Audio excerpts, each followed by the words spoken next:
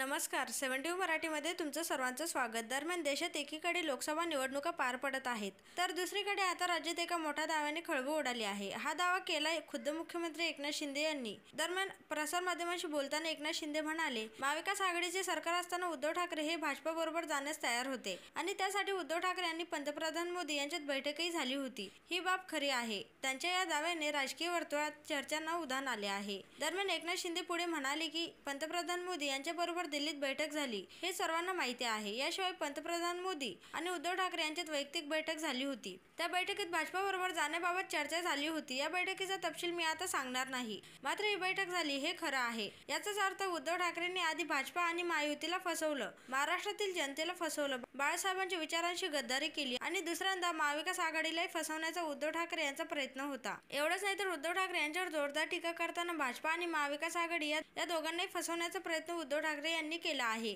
कारण त्यांना खुर्चीचा मोह सुटत नव्हता. त्यांनी विरोधातील 12 आमदारांना निलंबित केले. याशिवाय भाजपाच्या काही आमदारांना तुरुंगात टाकण्याचा आणि भाजपाचे 20 ते 25 आमदार फोडण्याचा त्यांचा प्रयत्न होता. हे सर्व माझ्या डोळ्यासमोर घडत होतं, असे देखील एकनाथ शिंदे म्हणाले आहेत. तर मित्रांनो, याबद्दल तुमचं काय मत आहे ते खाली कमेंट करून नक्की सांगा.